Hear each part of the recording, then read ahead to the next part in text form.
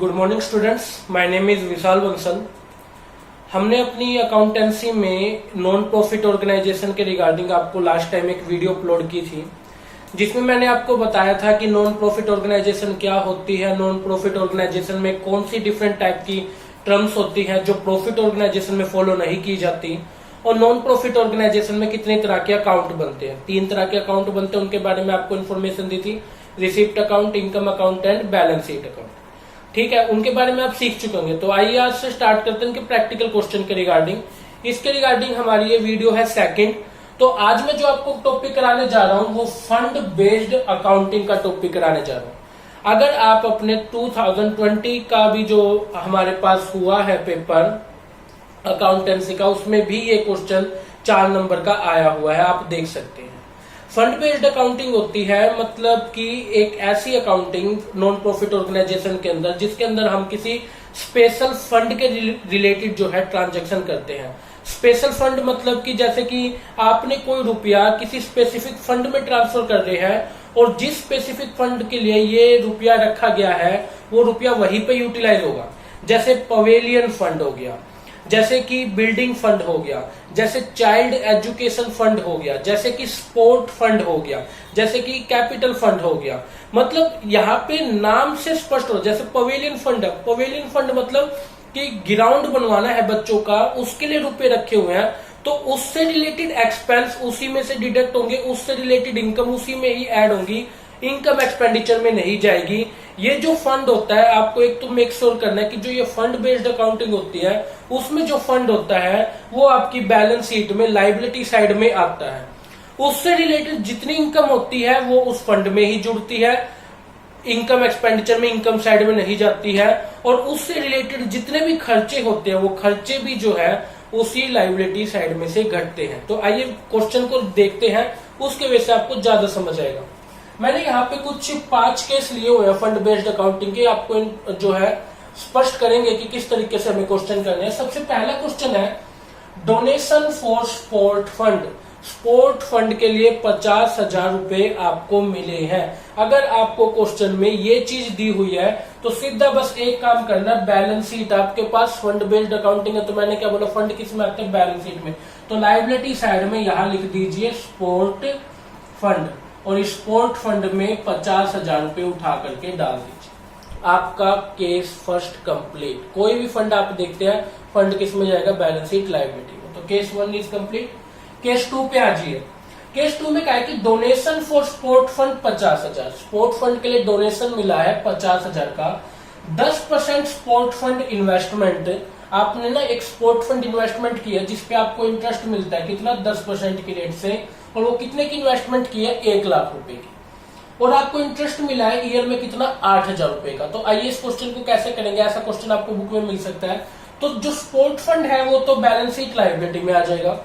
जो sport fund investment के, investment तो एक एसेट है ना, तो स्पोर्ट फंड इन्वेस्टमेंट आपकी कहा जाएगी, एसेट साइड में। स्पोर्ट फंड इन्वेस्टमेंट क्लियर है, एसेट साइड में आ जाएगी। कितने रुपए की इन्वेस्टमेंट है, 1 लाख रुपए की इन्वेस्टमेंट है। अब आपने उस पे इंटरेस्ट रिसीव किया, भाई 10% आपने इन्वेस्ट किया था, 1 लाख इन्वेस्ट किया था, उस पे आपको 10% के हिसाब से कितना मिलना चाहिए था, 10,000 का इंटरेस्ट मिलना चाहिए था, लेकिन इंटरेस्ट कितना मिला, सिर्फ 8,000 रुपए का मिला। तो कैसे करेंगे इसके साथ डील। अब देखिए मैंने क्या बोला, स्पोर्ट फंड से रिलेटेड अगर कोई इनकम होती है तो उसी में जुड़ेगी ना, तो उसके लिए जो इन्वेस्टमेंट की गई है उसी से रिलेटेड इनकम है ना, तो इनकम उसी में जोड़ देंगे। एड इंटरेस्ट रिसीव, आपको कितने रुपए का इंटरेस्ट रिसीव हुआ, 8,000 रुपए का, लेकिन मिलना कितना चाहिए था भाई, 1 लाख की इन्वेस्टमेंट की थी, 10% वाली की थी, भाई 10% के हिसाब से 10,000 मिलने चाहिए थे। मिले कितने हैं इंटरेस्ट के, 8 ही तो मिले, 2,000 नहीं मिले, तो 2,000 आउटस्टैंडिंग है, लेकिन कभी ना कभी तो मिलेंगे। तो हम क्या करेंगे, उसे ऐड करके क्या लिखेंगे, आउटस्टैंडिंग इंटरेस्ट। ठीक है, तो टोटल कितने रुपए का आपको इंटरेस्ट मिल गया, 10,000 रुपए का। क्लियर है, यहाँ पे समझ गए। तो 10,000 रुपए जोड़ के आपके पास स्पोर्ट फंड कितने का बन जाएगा, 60,000 रुपए का। क्लियर है। और ये जो 2,000 रुपए आपको कब मिले, कभी ना कभी मिलेंगे, आपकी क्या एक्रूड जो है इनकम है, तो एक्रूड इनकम को भी हम कहा दिखा देते हैं, एसेट साइड में। तो एक्रूड इनकम के रूप में 2,000 रुपए हम डाल। समझ आया स्टूडेंट्स, यहां तक का क्वेश्चन। केस 2 क्लियर है। केस 3 देखिए, केस 3 में हमसे क्या बोला गया है, केस 3 में हमसे बोला गया कि भाई स्पोर्ट फंड एक्सपेंस हुए 5,000 रुपए के, स्पोर्ट फंड एक्सपेंस हुए 5,000 रुपए के।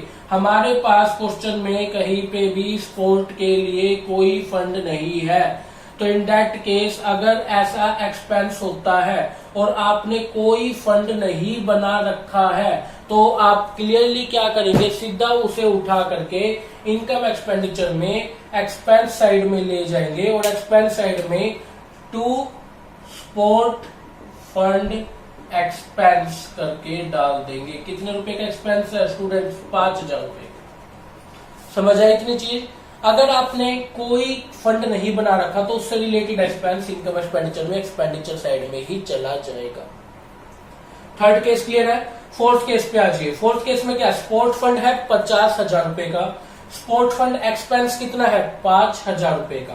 ठीक है, तो इस क्वेश्चन को करते हैं। अब देखिए हमारे पास क्वेश्चन में क्या गिवन है कि स्पोर्ट फंड दे रखा है, तो हम स्पोर्ट फंड को कहां लेकर के जाते हैं, स्पोर्ट फंड को तो बैलेंस शीट में लेके जाते हैं। तो यहां लिखेंगे भाई स्पोर्ट फंड कितने रुपए का है भाई, 50,000 रुपए का है स्पोर्ट फंड, तो लिख दिया। स्पोर्ट फंड एक्सपेंस, अब मैंने क्या बोला, अगर किसी के लिए फंड बना रखा है तो एक्सपेंस उसी में से ही घटता है। एक्सपेंस कितना 5,000 रुपए का, तो एक्सपेंस इसी में से ही घटा दीजिए। स्पोर्ट फंड एक्सपेंस कितने रुपए का, 5,000 रुपए का। आपके पास कितना बच गया, ये 45,000 रुपए का। और कह रहे भाई डोनेशन मिला है स्पोर्ट फंड के लिए 10,000 रुपए का और रुपया मिला है, तो इससे होने वाली इनकम भी क्या होगी, इसी में ही जुड़ जाएगी। तो 10,000 रुपए का इसमें आप क्या करेंगे, ऐड कर देंगे। किस पर्पज पे, कि भाई स्पोर्ट फंड डोनेशन आ गया जी आपके पास में, इसी में ही ऐड हो जाएगा। तो टोटल ये कितना हो गया आपके पास, 55,000 रुपए। इनकम एक्सपेंडिचर में कुछ नहीं लेके जाएंगे आप। समझ गए इस चीज को? क्लियर है ये वाला केस आपको? केस फोर्थ आपका क्लियर हो गया। केस फिफ्थ पे आ जाइए। केस फिफ्थ में देखिए क्वेश्चन में कह रहा है कि भाई स्पोर्ट फंड है आपके पास 50,000 रुपए का, स्पोर्ट फंड है आपके पास 50,000। इस केस जो फिफ्थ है जो मैं आपको करा रहा हूं, इसको बड़े ध्यान से देखना। 2020 के सीबीएसई एग्जाम में ये वाला क्वेश्चन आपके सामने आया हुआ है, तो कैसे करोगे इसके साथ डील। क्वेश्चन में कह रहा है स्पोर्ट फंड है 50,000 का, आपको डोनेशन मिला है स्पोर्ट फंड के लिए 10,000 रुपए का, तो क्या करेंगे आप डोनेशन को ऐड कर लो, ऐड डोनेशन। डोनेशन आपको कितना मिला भाई, 10,000 रुपए का मिला। टोटल आपके पास कितना हो गया, स्पोर्ट फंड 60,000 रुपए का हो। फिर कह रहा भाई स्पोर्ट फंड पे आपको इंटरेस्ट रिसीव हुआ है, कितने रुपए का इंटरेस्ट रिसीव हुआ, 20,000। तो इंटरेस्ट जो रिसीव हुआ वो भी इसी से इनकम होगी, इसी में ही जोड़ लो 20,000 रुपए। एड इंटरेस्ट रिसीव, क्योंकि स्पोर्ट फंड पे इंटरेस्ट रिसीव हुआ है ना, तो कितना हो गया, 80,000 हो गया। यहां तक की बात क्लियर है।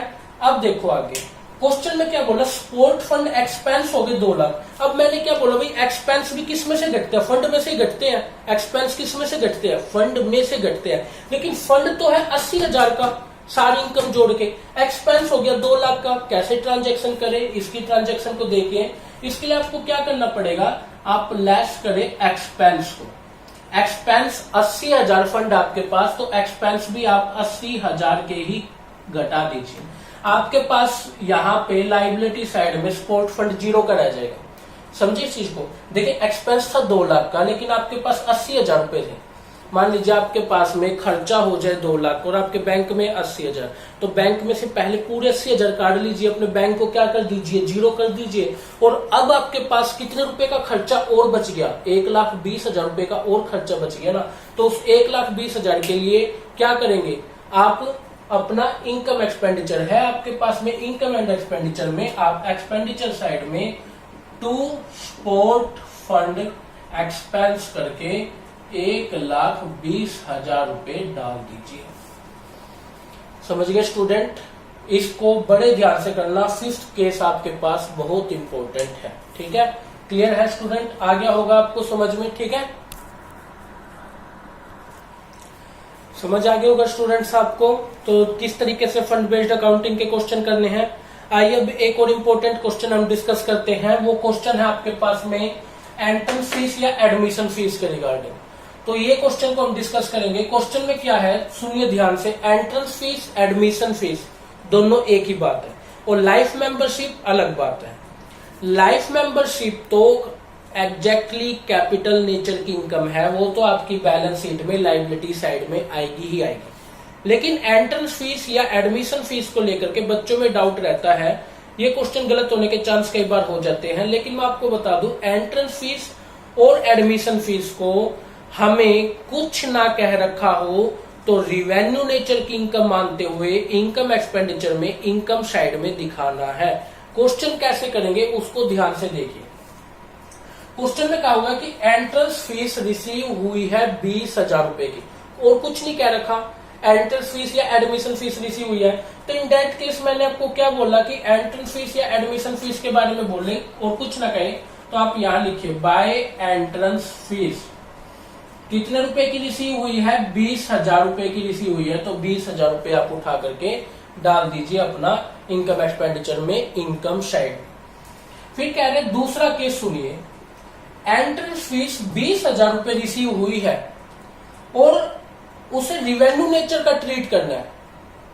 उसने बोल दिया रिवेन्यू नेचर का ट्रीट करना है, तो रिवेन्यू नेचर की जो इनकम या एक्सपेंडिचर होते हैं वो किस में आते हैं, इनकम एक्सपेंडिचर में आते हैं। तो ऑब्वियसली सेम ट्रीटमेंट ही होगा, इनकम साइड में बाय एंट्रेंस फीस करके हम 20,000 रुपए दिखा देंगे। इतनी बात क्लियर है, समझ गए आप। चलिए दूसरा केस भी सेम हो जाएगा, सेम ट्रीटमेंट। फिर कह रहा है कि भाई एंट्रेंस फीस 20,000 रुपए है, लेकिन उसे कैपिटल नेचर का ट्रीट करिए।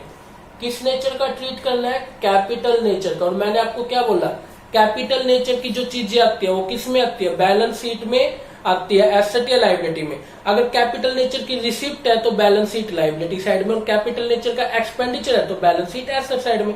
तो तीसरे केस के अकॉर्डिंग जो एंट्रेंस फीस है वो यहां नहीं दिखाई जाएगी इनकम एक्सपेंडिचर में, वो कहा दिखाई जाएगी, लायबिलिटी साइड में। यहां पे हम लिखेंगे एंट्रेंस फीस कितने रुपए की एंट्रेंस फीस रिसीव हुई है, 20,000 रुपए की। तो 20,000 रुपए हम यहां दिखाएंगे। किसी को कोई प्रॉब्लम यहां तक में कर लेंगे। आइए फोर्थ केस पे, 3 केस हमारे यहाँ क्लियर हो गए। फोर्थ केस में देखिए, एंट्रेंस फीस रिसीव हुई है 20,000 रुपए की। एंट्रेंस फीस रिसीव हुई है 20,000 रुपए की। उसमें से ये कह रहे हैं कि भाई 20% को तो ट्रीट कर लो रिवेन्यू नेचर का, 20% को ट्रीट कर लो रिवेन्यू नेचर का, और बचा हुआ ट्रीट करो कैपिटल नेचर का। तो 20% रिवेन्यू नेचर का ट्रीट करना है, तो आपको रिसीव कितना हुआ, 20,000 रिसीव हुआ है ना। तो 20,000 का 20% कितना होता है भाई साहब, 20,000 का 20% होता है 4,000 रुपया। तो 4,000 तो रिवेन्यू नेचर का ट्रीट करना है। तो 4,000 अगर रिवेन्यू नेचर का ट्रीट करना है तो इनकम एक्सपेंडिचर में बाय एंट्रेंस फीस करके 4,000 रुपए आ जाएंगे आपकी इनकम साइड में। क्लियर है इतना। और 20,000 में से 4,000 चला गया तो बचा कितना, 16,000 रुपया। कितना बचा, 16,000 रुपया। और 16,000 रुपया एंट्रेंस फीस का किस में आ जाएगा, बैलेंस शीट में लायबिलिटी साइड में। क्योंकि वो देखिए 20% तो रिवेन्यू नेचर, इसका मतलब 80% क्या मानना है, कैपिटल नेचर का। कैपिटल नेचर की चीज किस में आती है, बैलेंस शीट लायबिलिटी साइड में। तो यही चीज मैं आज आपको समझाना चाह रहा था, फंड बेस्ड अकाउंटिंग और एंट्रेंस फीस। एक क्वेश्चन जो है इनमें से जरूर बनने के चांस है 4 नंबर के लिए, सीबीएसई 12th के लिए। और आगे भी अगर आप एनपीओ को बड़े अच्छे से ध्यान से सीखना चाहते हैं तो इन वीडियोस को जरूर देखें। कोई भी आपको क्वेरी आती है, फोन नंबर मेरे यहाँ पे मेंशन है, आप फोन नंबर के थ्रू जो है मुझे कांटेक्ट कर सकते हैं, व्हाट्सएप कर सकते हैं, और मैं आपको एनपीओ के रिगार्डिंग प्रॉब्लम को सोल्यूशन कर सकता हूँ। ठीक है स्टूडेंट, थैंक यू।